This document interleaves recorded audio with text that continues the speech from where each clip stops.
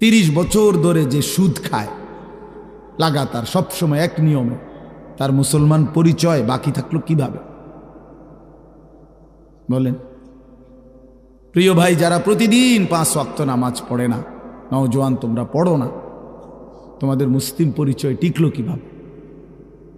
ইনসাফের সাথে বলো ভাইয়া।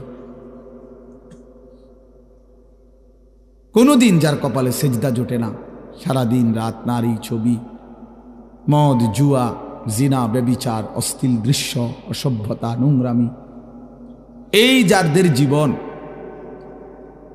এই জীবনে মুসলিম পরিচয় টিকলো কিভাবে?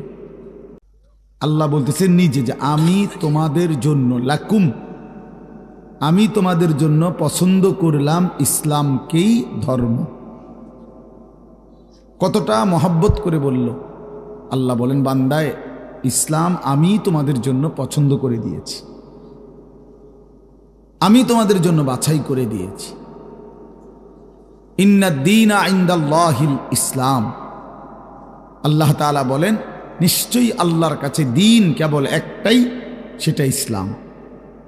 ধর্ম কেবল একটাই, পৃথিবীতে ধর্ম একটাই, সেটা ইসলাম ধর্ম।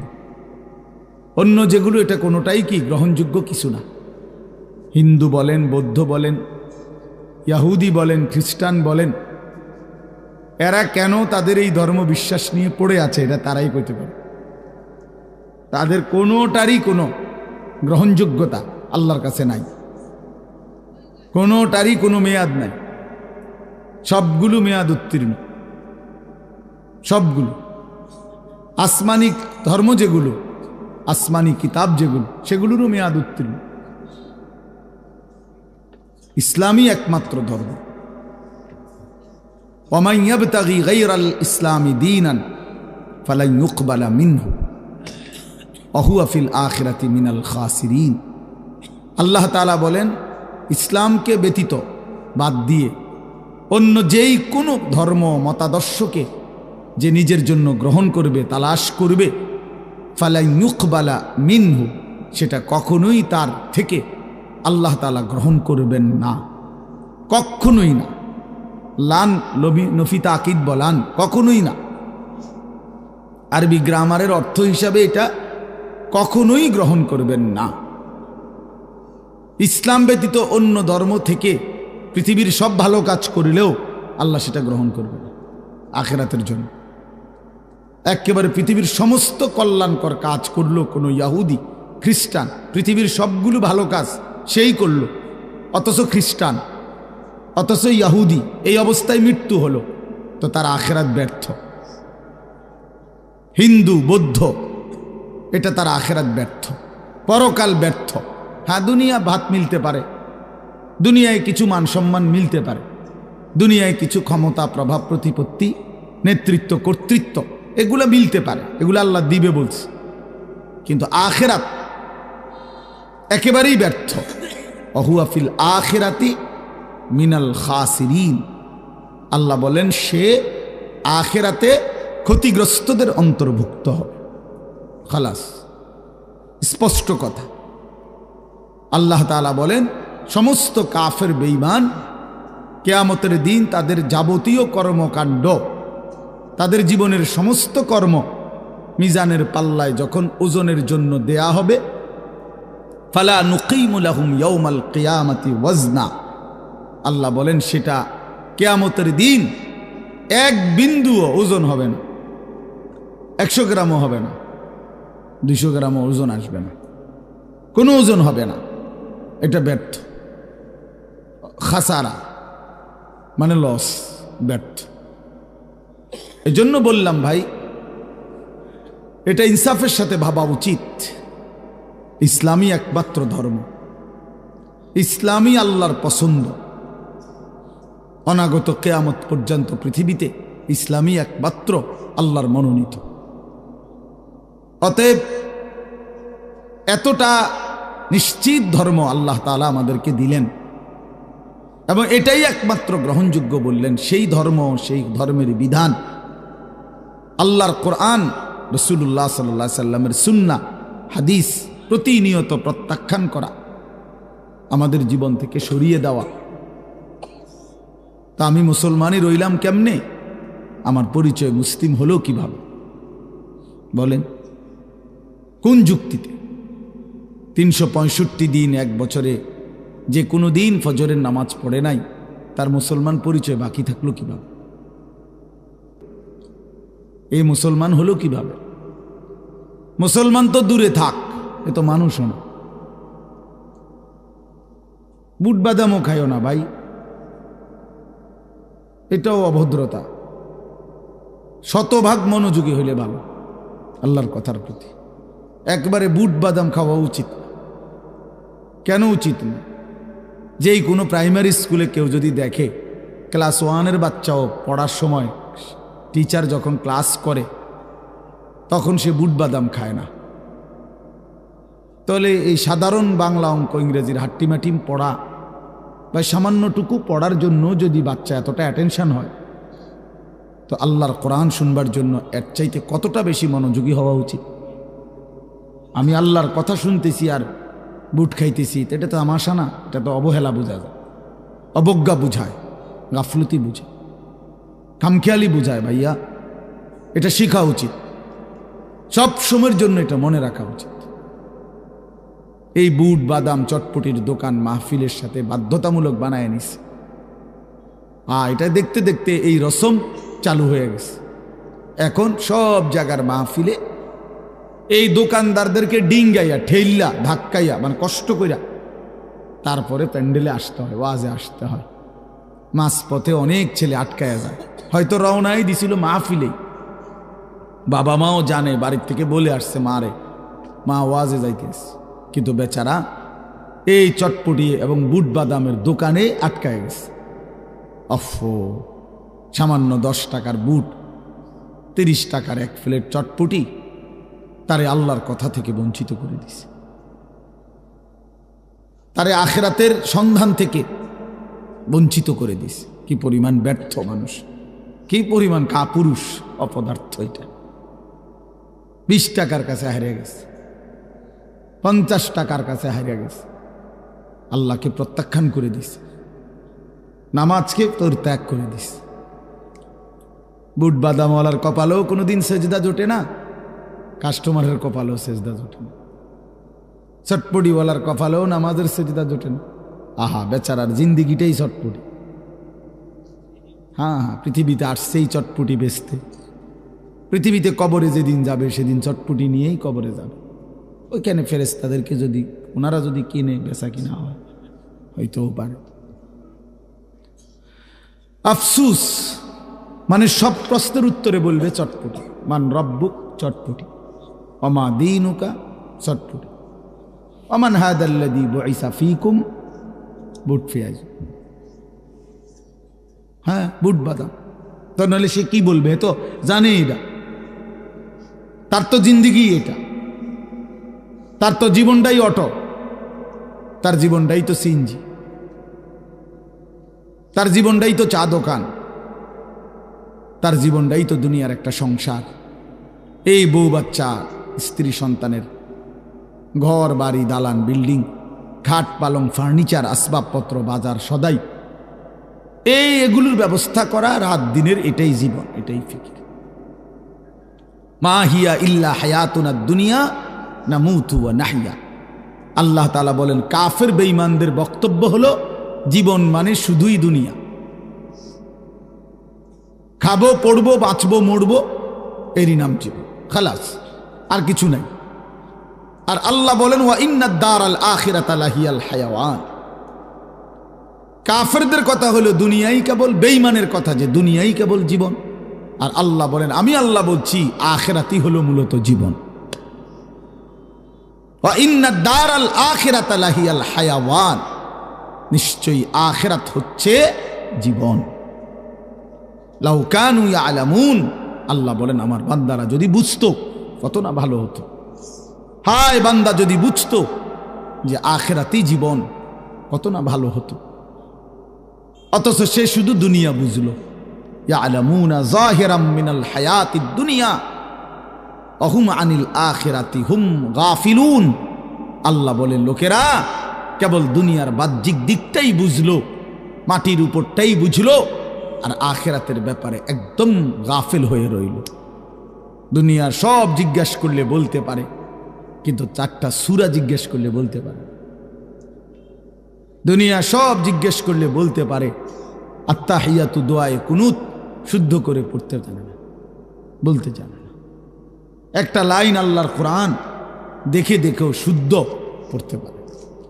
আফসুস, ইন্নাল্লাযী লাইসা ফি জাওফিহি শাইউম মিনাল কোরআন কাল বাইতিল খারিব। যে একটা পৃষ্ঠা কোরআন শরীফ দেখে দেখেও শুদ্ধ পড়তে পারে না, এই নাফরমানের কলিজাটা কি, জিন্দিগিটা কি?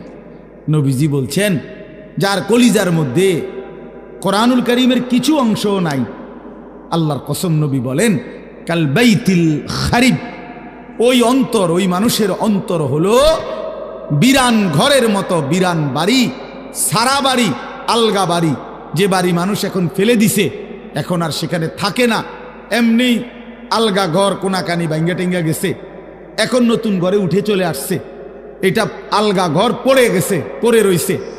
এরকম বিরান ঘরে, যে ঘরে মানুষ থাকে না এখন আর, কুকুর থাকে, বিড়াল থাকে, সাপ থাকে, বিচ্ছু থাকে, কেঁচো থাকে, টিকটিকি থাকে, পিঁপড়া থাকে, ইত্যাদি ইত্যাদি, এরকম কুকুর, বিড়াল, সাপ, বিচ্ছুর ঘর এখন মানুষ থাকে না।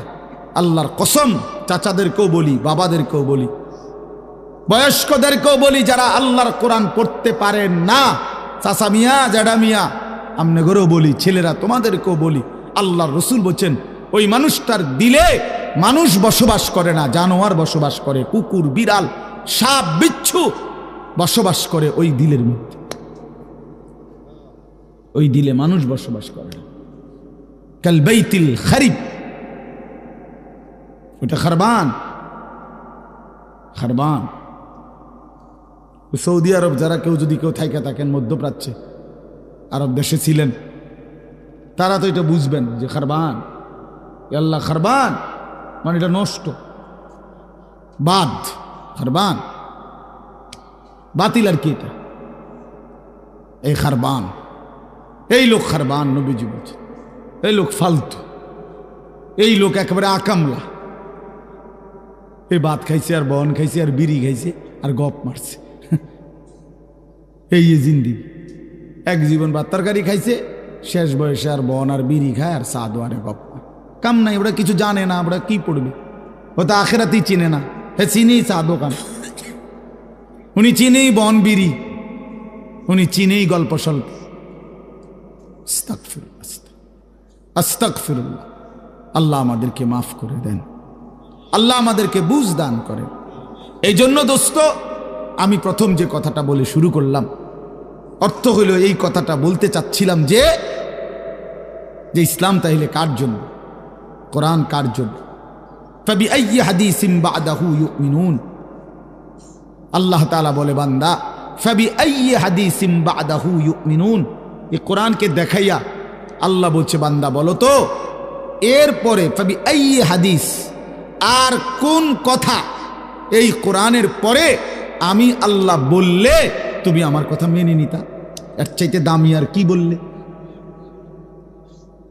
এর চাইতে আর কি দামি বললে? ও ভাই দেন, একটু চাপায় দাও, দাও বাবা, নওজোয়ান তোমরা একটু 1 ইঞ্চি আগায় দাও, দাঁড়াও বাবা দাঁড়াও, কষ্ট করো বাপ, আগায় যাও, একটু আগাও, সবাই জায়গা দাও, ইনশাআল্লাহ তোমার দ্বারা একজন ভাইও যদি বসতে পারে তার পুরা বসার সওয়াব তুমি পাইবা ইনশাআল্লাহ।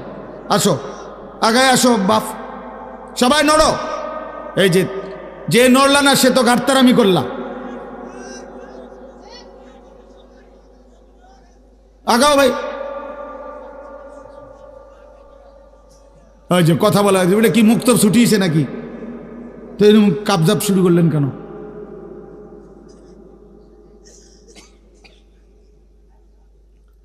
এই চাচার জায়গাটাতে আরো 2জন ঢুকো ভাই, নওজোয়ান, ওই যে লাল সোয়েটার ভাই, আপনি এনে আসেন। শুনতেছো না ভাই? তুমি আও, ওই যে চাচার সামনে যাও। চাচা থাক, আপনি চাচার জায়গায় বসেন, ওরা বসুক। মাশাআল্লাহ। তো এজন্য বললাম কোরআনুল কারীম তাহলে আমাদের জন্য বড় মায়া করে, বড় মহব্বত করে আল্লাহ বলছে, বান্দা তোমাদের জন্যই আমি কোরআন নাজিল করেছি। তোমাদের জন্যই নাজিল করেছি।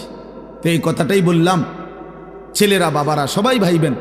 আল্লাহ জিজ্ঞেস করছে, বান্দা ফাবি আইয়ি হাদিসিম বাদাহু ইউমিনুন, এরপরে আর কোন কথা, আইয়ি হাদিস কোন কথা, বাদাহু এই কোরআনের পরে আমি বললে তুমি কোন কথা বললে ঈমান আনতা, বলো বান্দা। কোরআনের চাইতে দামি আর কি বলতাম? জিব্রাইলের চাইতে দামি আর কাকে দিয়ে পাঠাইতাম? মুহাম্মদে আরবি আমার বন্ধুর চাইতে প্রিয় আর কার কাছে দিতাম?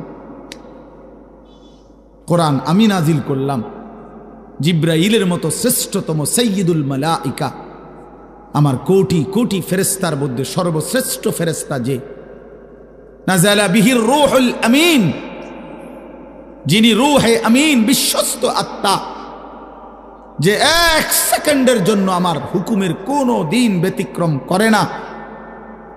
জি কুওয়াতিন, যে জিব্রাইল ভীষণ শক্তিওয়ালা, ভীষণ শক্তিশালী হযরতে জিব্রাইল, এমন দামি ফেরেশতা দিয়ে আমি নাজিল করলাম, আমি আল্লাহ নাজিল করলাম। আর আমার কুল কায়নাতের সবচেয়ে প্রিয় বন্ধু, আমার কলিজার টুকরা, আমার হাবিব, আমার মাহবুব, আমার সবচেয়ে প্রিয়জনের কাছে কোরআন নাজিল করলাম, আমার সেই প্রিয় রাসূল। এরপরে বান্দা আমি আর কেমনে আয়োজন করতাম? আমি আল্লাহ নাজিল করলাম, জিব্রাইলকে দিয়ে পাঠাইলাম, শ্রেষ্ঠতম বন্ধুর কাছে নাজিল করলাম, এরপরে আর কি করতাম? রাসূলকেও পাত্তা দিলা না, আমাকেও পাত্তা দিলা না, জিব্রাইলকেও পাত্তা দিলা না, তাহলেও বান্দা কি করলা? আল্লাহ জানতে চাইছে বাপ। আবারও বলছি, ডানে বামে প্রত্যেকে একজন আরেকজনকে বলে দেন যে মোবাইল হাতে নিয়ে রেকর্ড করতে না, ভিডিও করতে না, ওরে থামায় দেন। ভাই আপনারা একজন আরেকজনকে ডাকে বলেন এটা মনোযোগ দিয়ে শুনতে বলেন। এই হলো এক কথা। 2 নাম্বার কথা হলো, বসা যায়, সবাই ইচ্ছা করলে বসতে পারে, না হলে ভাই তোমাদের জুতার উপরে রাইখা এমনি বসো, তাইলে অসুবিধা কি? এটা তো ঘাস আছে, বোঝা যাইতেছে এখানে।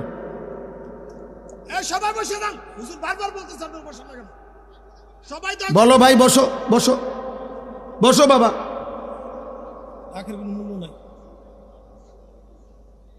এরপরে দেখেন, ফাবি আইয়ি হাদিসিন বাদাহু ইউমিনুন, একটা বললাম। এই কথাটা আমার সব সময়, আমি আমার সব বয়ানে শুনছেন না, এটা আমি অসংখ্যবার বলি। এই কথা আমার বেশি দিলে লাগে যে আল্লাহ পাক কেমনে কইলেন মায়া কইরা যে বান্দা, এরপরে আমি আর কোন কিতাব নাজিল করতাম? বলো না বান্দা, আমি আর কোন কথা বলতাম? আমার মতো মাওলা, আমার মতো মালিক, আমি আর কি বলতাম বলো? আমি আর কেমনে বললে তুমি মানতা? ওফো, এই কথা যদি সামনাসামনি বলে কি অবস্থা হবে দোস্ত? আল্লাহ যেদিন সামনে নিয়ে বলবে, হাদিসে স্পষ্ট আছে, আল্লাহ নবী সাল্লাল্লাহু আলাইহি সাল্লাম বলেন, ইন্নাল্লাহা সায়ুকাল্লিমু, আল্লাহ তার প্রতিটি বান্দার সাথে আলাদা, আল্লাহর কসম নবী বলছে কথা বলবেন একজন একজন করে, লাইসা বাইনাহু ওয়া বাইনাহু তারজুমান, আল্লাহর মাঝে আর বান্দার মাঝে কথাটা বুঝাইয়া দেওয়ার জন্য কোনো দোভাষী ফেরেশতাও থাকবে না, কেউ না, শুধু মাওলা, শুধু তার বান্দা একা একা জিজ্ঞেস করে, একজন একজন করে। ওয়া কুল্লুহুম আতিহি ইয়াউমাল কিয়ামাতি ফারদা, কোরআন শরীফের আয়াত।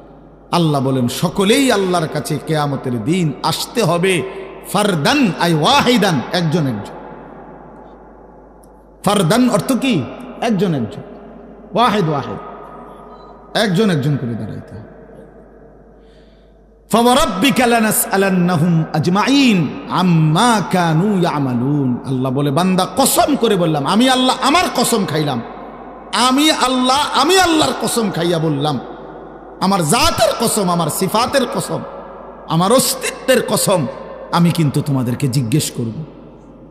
লানাসআলান্নাহুম আজমাইন, আমি ছাড়বো না বান্দা। তুমি আমার রহমান নামে না শুনছো, আমি দয়ালু। তুমি শুনেছ আমি রহিম, আমি দয়ালু দয়াবান, কিন্তু তুমি কি জানো না এই দুইটাই শুধু যে আমার নাম তো না, আমার তো 99টা নাম। আমার বাকি নামগুলোর অর্থ কি সেটা জিজ্ঞাসা করল না? হ্যাঁ, এই দুইটা নামে না বুঝলা আমি দয়ালু, কিন্তু আমি যে জব্বার, আমি যে কাহার, আমি যে আজিজ, আমি যে জুনতিকাম, আমি যে শদীদুল ইকাব, সরিউল হিসাব, এগুলোর অর্থ কি? আমি যে প্রচন্ড প্রতিশোধ গ্রহণকারী, আমি যে প্রবল প্রতাপান্বিত রাগান্বিত, আমি আল্লাহ যে অপরিসীম ক্ষমতার অধিকারী, আমি যে দ্রুত হিসাব গ্রহণকারী, আমি যে কঠোর শাস্তিদাতা, তুমি কি সেই কথাগুলো শোনো নাই? কি দোস্ত, প্রিয় ভাই, ভাবতে শিখো, ভাবতে শিখো দোস্ত, ভাবতে শিখো। আমি পুরা ইসলাম শিখাবার জন্য এক ওয়াজে আসি নাই, শুধু দিল জাগাইতে আসছি।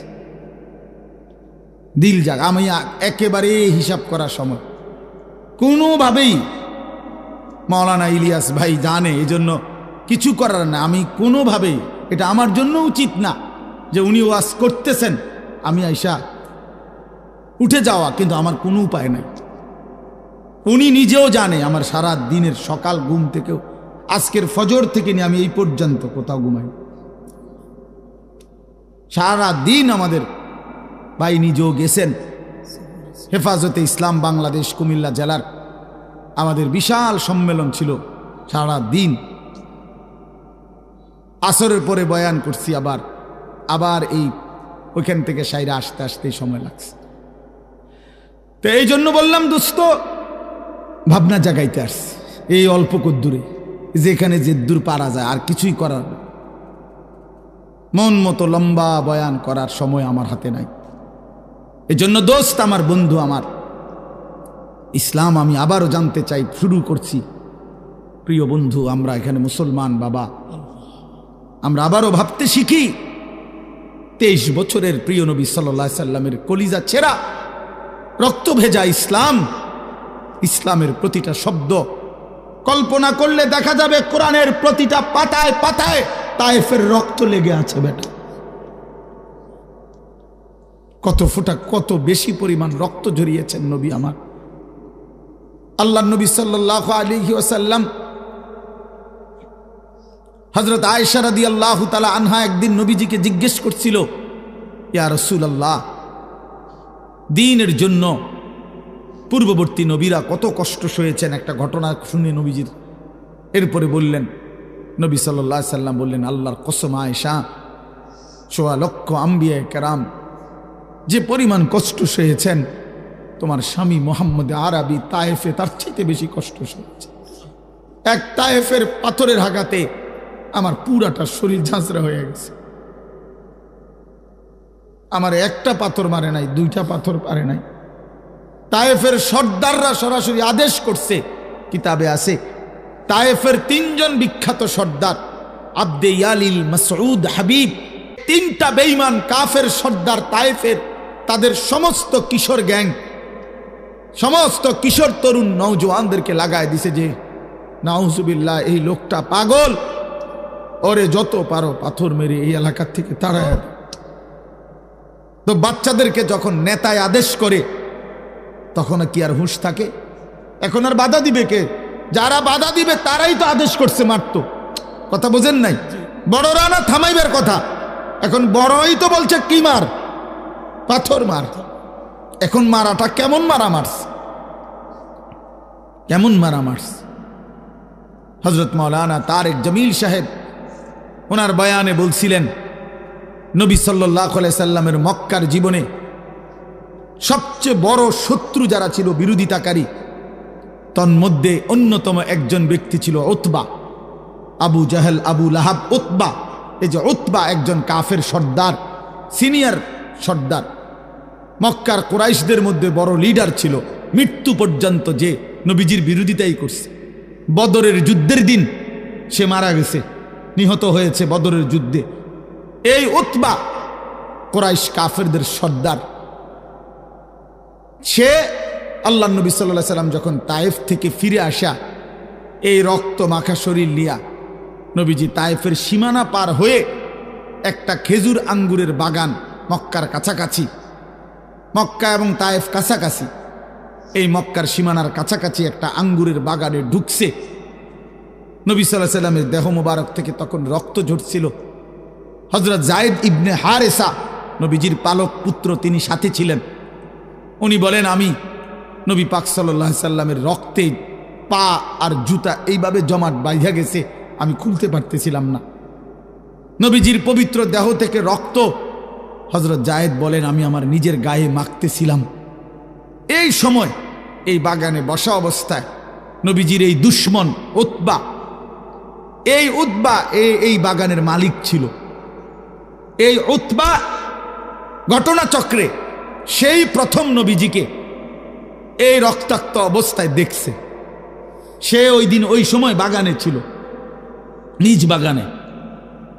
আল্লাহর কসম কিতাবে লিখছে এবং হযরতের জবানও আমি শুনছি, এই উতবা যে কোনোদিন কালেমা পড়ে নাই বাপ, তখনও কাফের, পরেও কাফের, কিন্তু ওই নবীজির ওই তায়েফের রক্ত মাখা শরীর দেখে আল্লাহর কসম উতবার মতো বেঈমান চিৎকার দিয়া উঠছে আর কাঁইদা উঠছে, চোখের পানি ছেড়ে দিছে আর বলছে, তায়েফবাসী, আমার ভাতিজারে এত মারা কেমনে মারলাম? 11 বছর আমরা তার বিরোধিতা করি। নবীজি 11তম বছর নবুয়তের তায়েফ গেছিলেন। কয় যে 40 বছর থেকে 51 বছর, এই 11টি বছর আমরা ভাতিজার বিরোধিতা করি ঠিক, কিন্তু তাকে তো এইভাবে কোনোদিন মারি নাই। এক এতিম ভাতিজারে এমনি মারলা, মানুষ বুঝি দুশ্মনকে এভাবে মারে? কাফেরের কলিজা পর্যন্ত বেটা চোখের পানি চলে আসছে। আর তুমি মুসলমানের বাচ্চা, ইমানদারের ঘরে জন্ম নিয়া নাফরমান, সেই নবীকে একটা বারও মনে পড়ে না, যিনি তার 23টা বছর টানা নামাজের জন্য বলে গেছেন। যেদিন পৃথিবী থেকে বিদায় নেয়, যেদিন আজরাইল রূহ কবজ করে, এই বেটা, সেই দিনও নবী আমার আম্মা জান আয়েশাকে বলছে, আয়েশা, আমি আমার বন্ধুর কাছে চলে যাচ্ছি, আমার উম্মতরে আমার আখিরি ওসিয়ত বলে দিও, আমার উম্মত যেন নামাজ ঠিক রাখে, নামাজ ঠিক রাখে, নামাজ ঠিক রাখে। বইল, উম্মতরে, তোমাদের নবী শেষ ওসিয়ত করে গেছে, তোমরা উম্মত নামাজ ঠিক মতো পড়ো, তোমাদের নবী জান্নাত ঠিক রাখবে তোমাদের। হায় রে গাদ্দার, কোন মার ঘরে জন্ম নিলি? বেনামাজি সন্তান, কোন বাপের ঘরে জন্ম নিলি? কোন মুসলমানের ঘরে জন্ম নিলি? নাফরমান, কেমনে পারলি বাপ এক ওয়াক্ত নামাজ পড়ে এই কুকুর বিড়ালের জিন্দেগি কাটাইতে, এই জানোয়ারের জীবন কাটাইতে কেমনে পারল? হ্যাঁ, কেমনে পারল?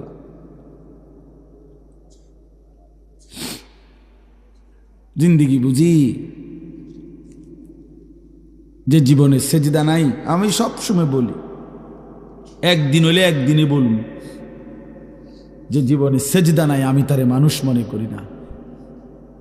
যে কপাল সেজদা দেয় না সে মানুষ না, সে জানোয়ার। ইনহুম ইল্লা কাল আনআম, সে চতুষ্পদ জন্তু।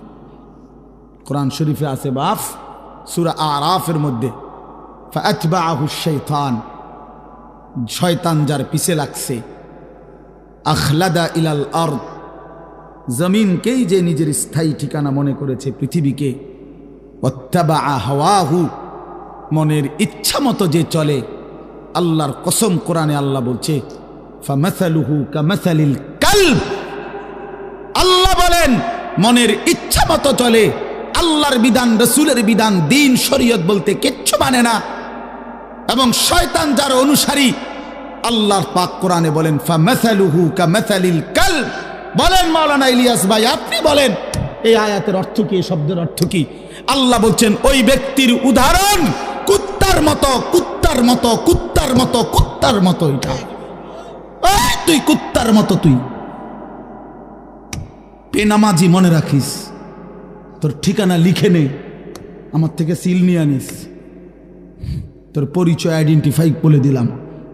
কোরআন বলছে কি অর্থ কর, কামাসালিল কালব অর্থ কি? খালাস, কোরআন শরীফের আয়াত।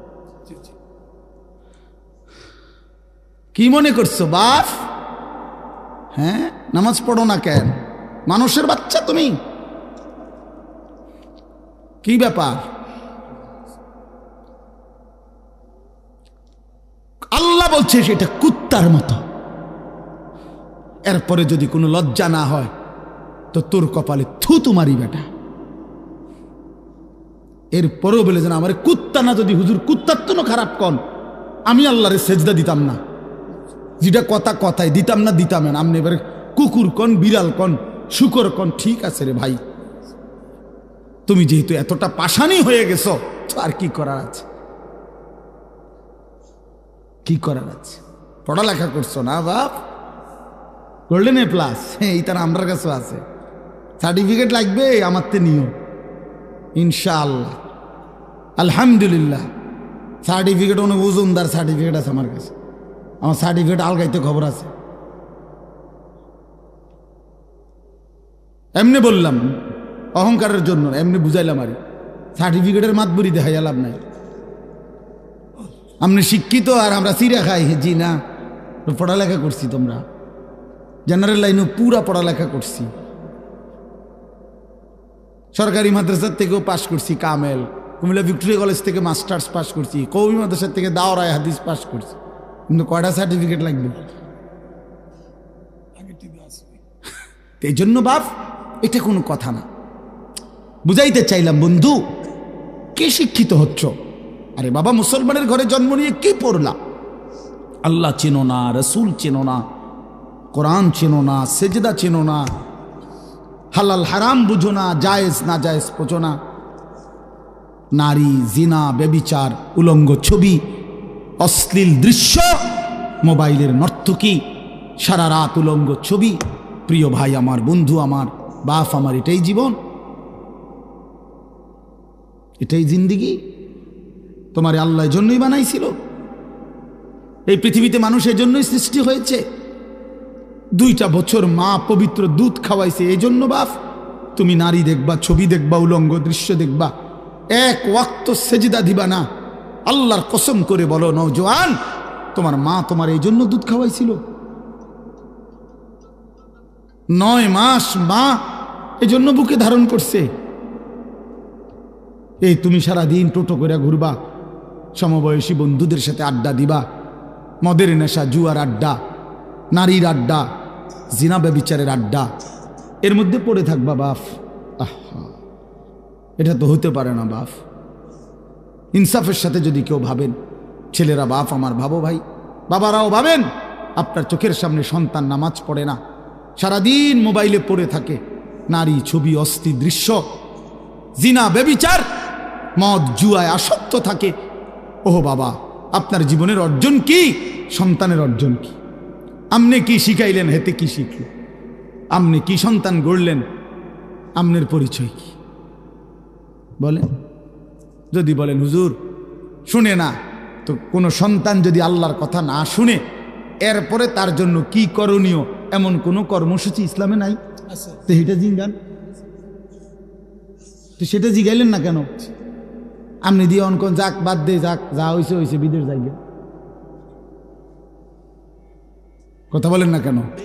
তো আপনি দিয়ে কইলেন না, আপনি দিয়েও কইলেন সে বাদ দে, হয়েছে, পড়লে পড়ছে, না পড়লে নাই। হ্যাঁ, নমাজ রোজাও নাই, কিচ্ছু না, যা বিদেশ পাঠাইবে।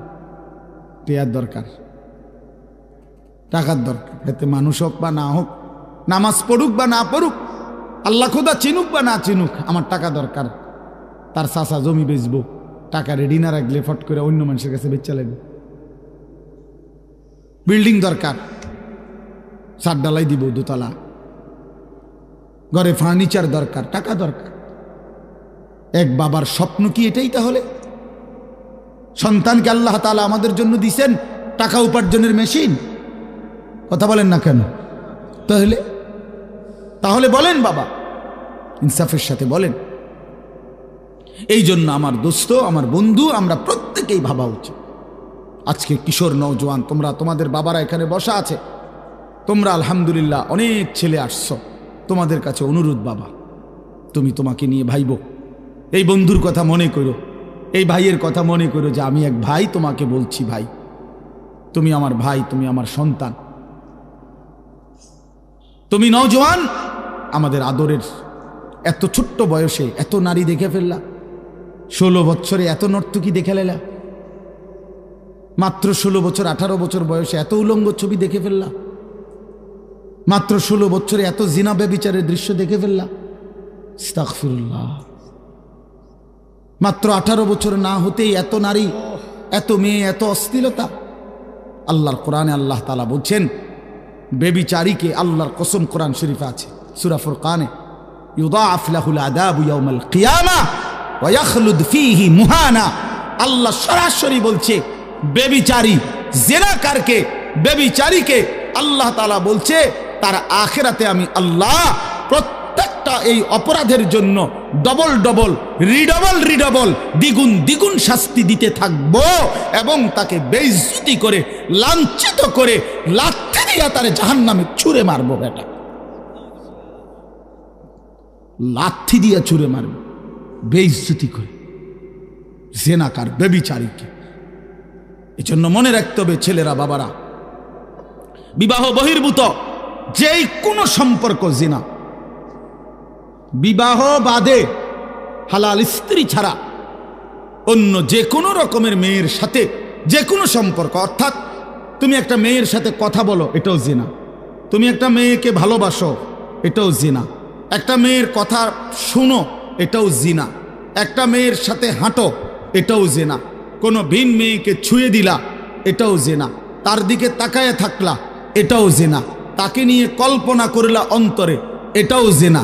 আবার লজ্জাস্থানের জিনা করিলে এটাও জিনা। চোখেরটাও জিনা, হাতেরটাও জিনা, কানেরটাও জিনা, দিলেরটাও জিনা, পায়েরটাও জিনা, লজ্জাস্থানেরটাও।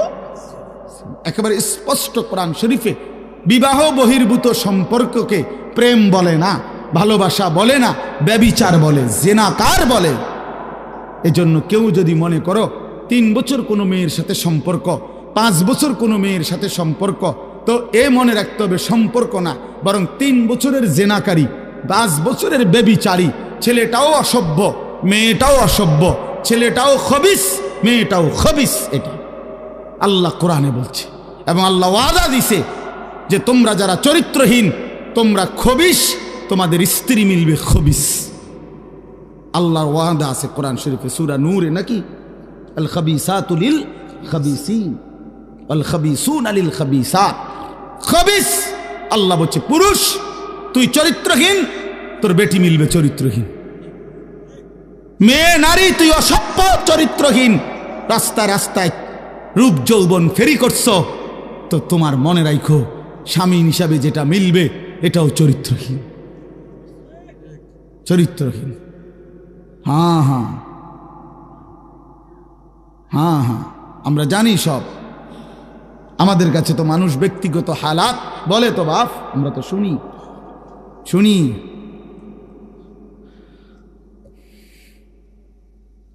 শুনি বাবা, নওজোয়ান ছেলেদের হালাতও শুনি, বিবাহ পরবর্তী পরকীয়ার আসক্তি, জিনা ব্যভিচারের আসক্তি, এটাও আমরা জানি। ব্যভিচারী, এজন্য আল্লাহ কোরআনে বলছে ইন্নাহু কানা ফাহিশাতান ওয়া সাআ সাবিলা।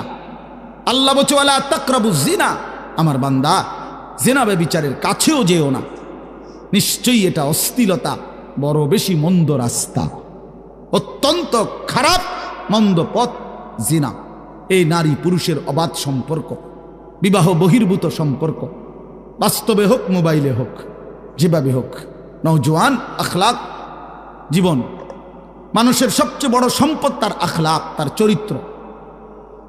A+, গোল্ডেন A+, এটাকে ইনসান বলে না, মানুষ বলে না, উত্তম চরিত্রকে মানুষ বলে। আখলাককে বলে মানুষ, আখলাককে বলে মানুষ, আখলাককে মানে মানুষ। কোরআনুল কারীমের মধ্যে আল্লাহ তাআলা বলছেন, নবী সাল্লাল্লাহু আলাইহি ওয়াসাল্লাম বলছেন লা ইয়াজনি জানি হিনা ইয়াজনি ওয়া হুয়া মুমিন। আল্লাহর কসম, এটা হাদিস। নবীজি বলছে কোন ব্যভিচারী, জিনাকার, কোন নারী পুরুষের অবৈধ অশ্লীল কাজ যে করে, আল্লাহর নবী বলছে খোদার কসম সে মুমিন থাকে না, বেঈমান হয়েছে। বেঈমান, এটা বেঈমান, এটা বেঈমান, এটা জানোয়ার। লা ইয়াশরাবুল খামরা হিনা ইয়াশরাবু ওয়া হুয়া মুমিন। নবীজি বলছে মদখোর, নেশাখোর, গাঁজাখোর, ফুট্টাখোর, বাবাখোর, ডাইলখোর, হারামখোর, ইয়াবাখোর, এই নাফরমান যখন নেশা করে, রাসূল বলে সে তখন মোমেন থাকে না। কি এটাই তো অর্থ নাকি? লা ইয়াশরাবুল খামরা হিনা ইয়াশরাবু ওয়া হুয়া মুমিন। নবীজি বলছে লা তাশরাবিল খামরা, উম্মত নেশা করো না, মদ খেও না। কেন? ফাইন্নাহা উম্মুল খাবাইস, কেননা নেশা, মদ, মাদক এটা সমস্ত খবিসের মূল। আরো শুনবেন ছেলেরা, বাবা আরো শুনো, হাদিস শোনো, রাসূলের হাদিস শোনো। আল্লাহর নবী বলেছেন ওমান শারিবাল খামরা তারাকাস সালাহ, যে নেশা করে তার সবগুলো নামাজ ছুটে যায়। 1 2 পরেরটা বলতে আমার সাহসে কুলায় না, এর পরের অংশটা আমার কাছে বলতেই কষ্ট হয়। উফ, নবীজি সাল্লাল্লাহু আলাইহি সাল্লাম বলেন ওয়া ওয়াকা আলা আম্মাতিহি ওয়া খালাতিহি, যে নেশা করে, এই নেশাখোর অল্প সময়ের ব্যবধানে আপন খালা, মামা, ফুফি, মামি, ফুফি, চাচি, খালাতো বোন, মামাতো বোন, ফুফাতো বোন, চাচাতো বোন, এমন ঘনিষ্ঠ আপন আত্মীয়ার সাথে জিনা এবং ব্যভিচার করতে উদ্যত।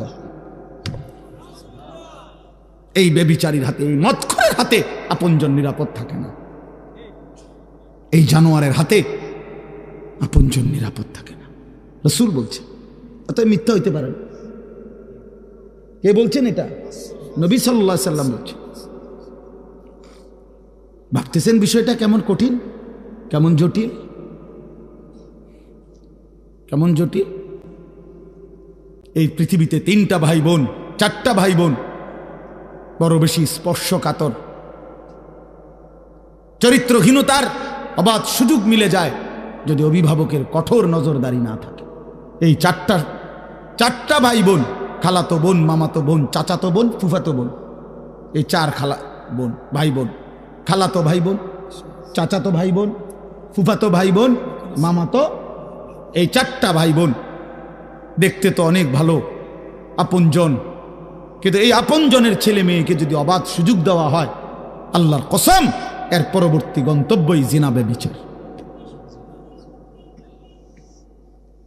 জিনা ব্যভিচার। এজন্য ওই মা হাসরের ময়দানে কাঠগড়ায় দাঁড়াইতে হবে যে তার মেয়েকে এমন ছেলের সাথে সম্পর্ক করতে দিছে। ওই বাবাকে কাঠগড়ায় দাঁড়াইতে হবে যে তার ছেলেকে এমন অসৎ সম্পর্কের দিকে ঠেলে দিছে।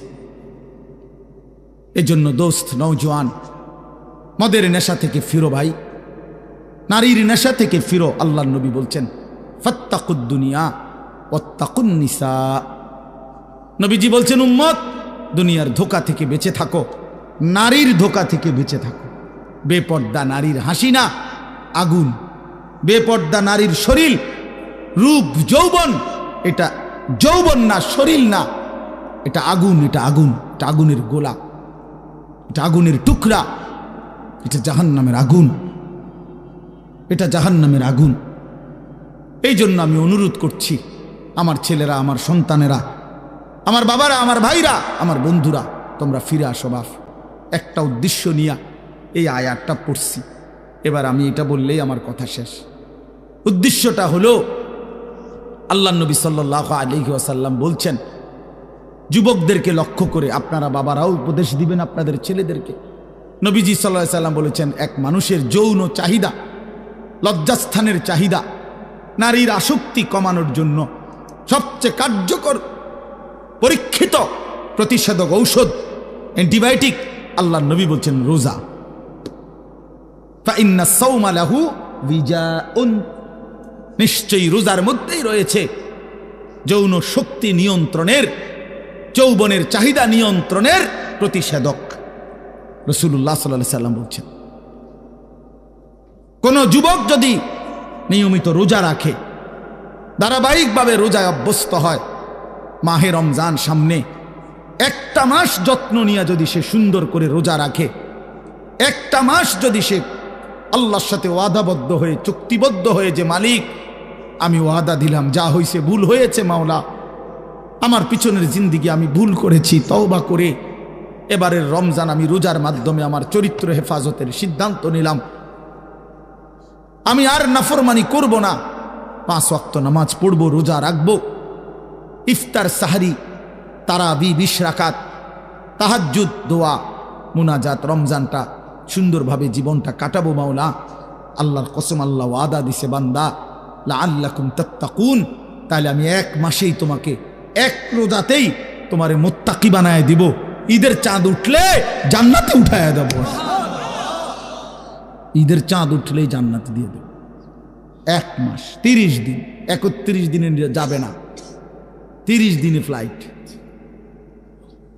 ইয়া আইয়ুহাল্লাযীনা আমানু, হে ঈমানদারগণ, যেন রব্বুল আলামিন বললেন মুমিন ঈমানের পাসপোর্টটা আমার হাতে দাও। আল্লাহ বললেন বান্দা ঈমানের পাসপোর্ট আমার কাছে দাও, আমি নিলাম। এবার কুতিবা আলাইকুমুস সিয়ামু কামা কুতিবা আলাল্লাযীনা মিন ক্বাবলিকুম, আমি রব্বুল আলামিন তোমার উপরে রোজা ফরজ করলাম, পূর্বসূরীদের উপরেও ফরজ করেছিলাম। এই 1টি মাস তুমি আমার হুকুম মেনে মাহে রমজানের কদর করে রোজা এবং রোজার সাথে সম্পৃক্ত যাবতীয় বিধান সর্বোচ্চ মনোযোগ দিয়ে গুনাহ থেকে পবিত্র থেকে পালন করো বান্দা। 1টা মাস সময় নিলাম, পাসপোর্টও আমি জমা নিলাম। আল্লাহ বলেন যদি ঠিক মতো 30 দিন যত্ন নিয়ে মাহে রমজান কদর করো, রোজা রাখো, গুনাহ থেকে বাঁচো, লাআল্লাকুম তাত্তাকুন, 30 দিনের ভিতরেই তোমাকে আমি মুত্তাকি বানিয়ে দেব। আর যে মুত্তাকি হবে উইদ্দাত লিল মুত্তাকিন, আল্লাহ বলে জান্নাত বানানোই হয়েছে মুত্তাকিদের জন্য। অতএব 30 দিনের ভিতরেই পাসপোর্টে ভিসা লাগায় দেব, ঈদের দিন ফ্লাইট, ঈদের দিন ফ্লাইট। হাদিসে আছে ঈদের দিন যখন ইমানদার রোজাদার পুরা 1টা মাস আল্লাহর হুকুম ঠিকমতো পালন করছে, ওহো মজার বিষয় না।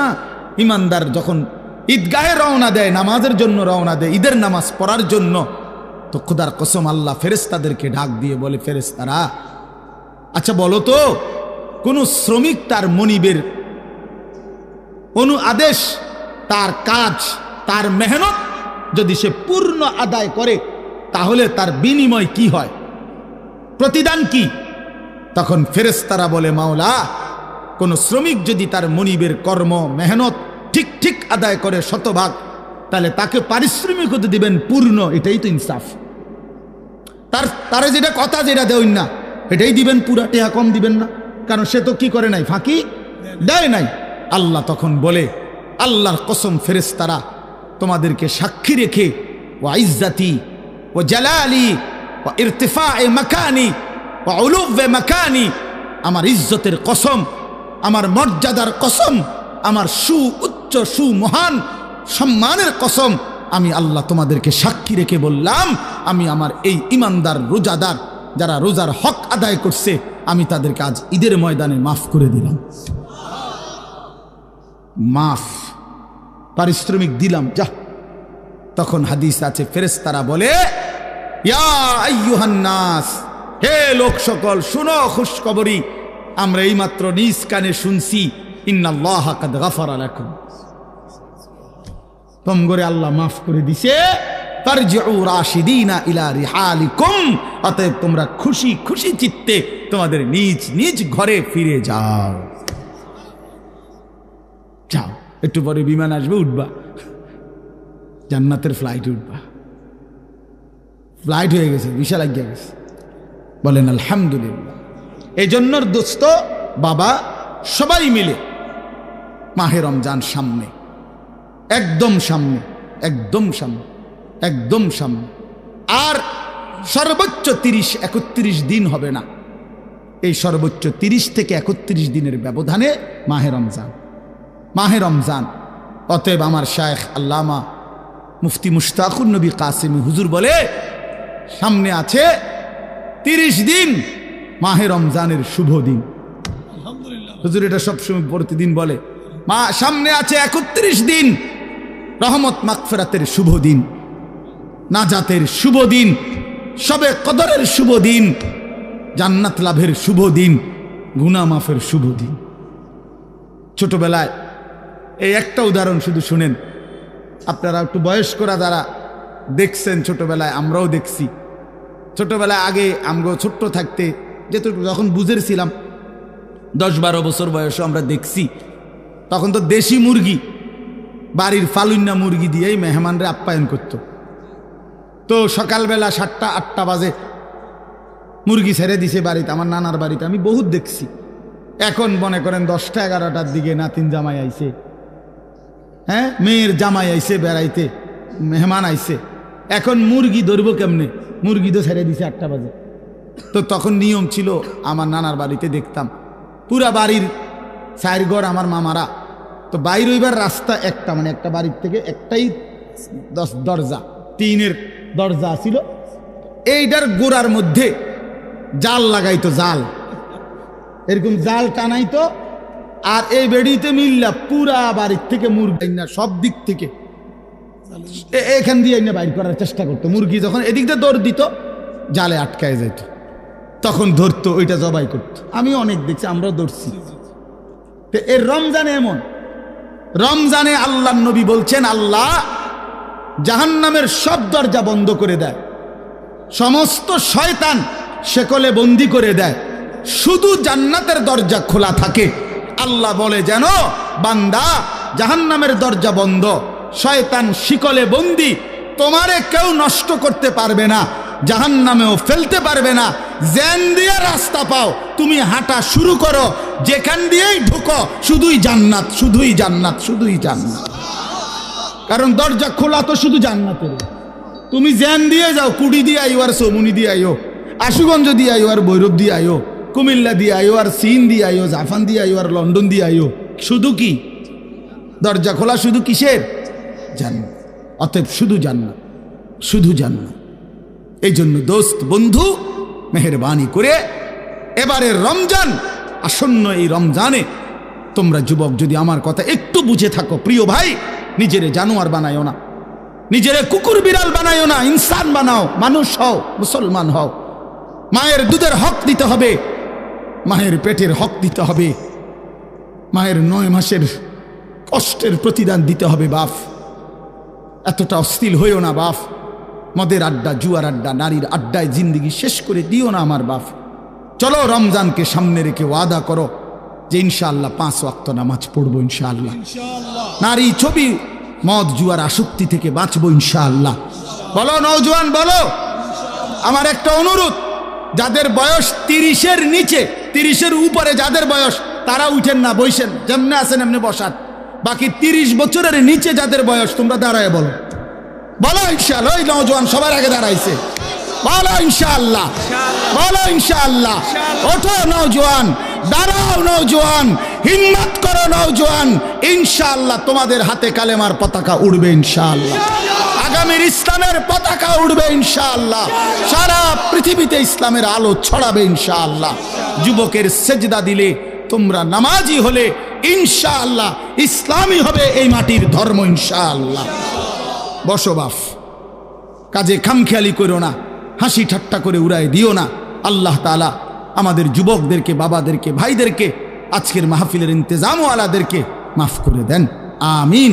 সুবহানাল্লাহি ওয়া বিহামদিহি। জি মেহেরবানি করে বাপ, অনুরোধ আমার, আমি অনেক দূরে যাইতে হবে দোস্ত, আমার আল্লাহর দোহাই, আমারে কষ্ট দিও না। তোমরা উঠাউঠি করে আমি মুসাফা করব না কারোর সাথে, আমি কারোর সাথে হাত মিলাবো না, কাজে দয়া করে আমি চলে যাইতে হবে। মাওলানা সাহেব আসছেন, মেহেরবানি করে প্রত্যেকেই সুন্দর করে জমে আরো কিছুক্ষণ বয়ান শোনো বাপ, শুনে দোয়া করে এরপরে যাইও। আল্লাহ তাআলা বরকত দান করেন। মাওলানা সাহেব ঢাকা থেকে আসছেন, কাজেই দয়া করে আমরা প্রত্যেকে ইনশাআল্লাহ মহব্বতের সাথে মাওলানা বয়ান শুনে আমরা একসাথে তোমরা মুনাজাত করে যাইও। আল্লাহ সবাইরে কবুল করেন, আমারে ধাক্কা ধাক্কি করে কষ্ট দিও না বাপ, আল্লাহ সবাইকে ভালো।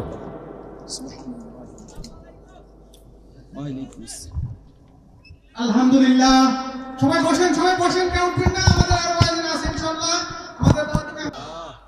প্রিয় ভাই, নওজোয়ান, বয়স্ক বাবা, বিশেষ করে নওজোয়ান, তোমরা ভাইয়া এই হাতে যেদের মোবাইল, এগুলা নামায় ফেলো ভাই। আমার অনুরোধ, হাতে মোবাইল ধরে কেউ রেকর্ড করো না, ছবি উঠায়ও না, ভিডিও করো। আমি নিষেধ করলাম স্পষ্টভাবে। দয়া করে যদি আমার কথাটা মানতে পছন্দ না হয় তুমি চলে গেলে ভালো। দয়া করে তুমি প্যান্ডেলের বাইরে চলে গেলে আমার কোনো আপত্তি নেই, কিন্তু আমি চোখে পড়লে আবার ধমক দেব, তাইলে ভাই লজ্জা পাইবা। এজন্য আমি স্পষ্ট নিষেধ করলাম।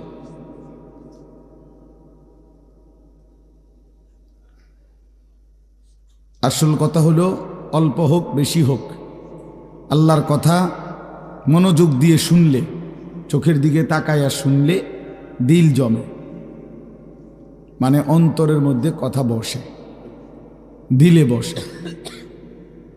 তো দিলেই যদি না বসে, হৃদয়ের মধ্যে যদি কোনো অনুভূতি না হয়, তো আর কি বললাম আর আমরা কি শুনলাম? বিবেক যদি না নড়ে, অনুভূতি যদি না জাগে, সামান্য হলেও যদি চেতনা না আসে, তো কারে বলা হলো? কি জন্য বলা হলো? যে যেমন এমনই, প্রতিদিন, প্রতি বছর, প্রতি মাস, যে যেমন আছি সে এমনই আছি, কোনো নড়াচড়া নাই, কোনো পরিবর্তন নাই। তাহলে ভাই ইনসাফের কথা বলেন যে এই ওয়াজগুলো কার জন্য? শুক্রবারের জুমার বয়ান তাইলে কার জন্য করা হয়? প্রতিনিয়ত আল্লাহর কোরআনের কথাগুলো তাইলে কার জন্য? 30 পারা কোরআন কাফের বেঈমান তো অনুসরণ করেই না, মানে না, যে আমরাও গ্রহণ করব না, তো এটা কার জন্য নাজিল হল? আমাদের নবী সাল্লাল্লাহু আলাইহি ওয়াসাল্লাম 23 বছর তাহলে কি মেহনত করলেন, কি বললেন, কার জন্য বললেন, কে অনুসরণ করবে সেটা? মুসলমান আমরা আমাদের কাছেই যদি আমাদের কোরআন, আমাদের রসুলের সুন্নাহ পছন্দনীয় না হয়, তো সেটা কার জন্য? ইসলাম তাইলে কার জন্য আসলো? কোরআন কার জন্য নাজিল হলো? ওই ভাই ইকো নাকি, এটা বন্ধ করেন, স্বাভাবিক আওয়াজ দেন, স্বাভাবিক। ইনসাফের সাথে বলেন ছেলেরা, বাপ তোমরাও ভাবো ভাইয়া, ইসলাম তাইলে কার জন্য? আল্লাহ তাআলা কোরআনুল কারীমের মধ্যে কতটা মায়া করে বলছেন যে ওয়ারাদিতু লাকুমুল ইসলাম দীনা। ভাই ছেলে, বাবা তোমরা বসো না, বাপ বউ বসো, দাঁড়ায়, মানে চিন্তা করে কি বইয়া কোনো ভুল হয় কিনা, চিন্তা করে বইব কিনা, আজীব মানুষ। তো আল্লাহ তাআলা বলেন ওয়ারাদিতু লাকুমুল ইসলাম দীনা,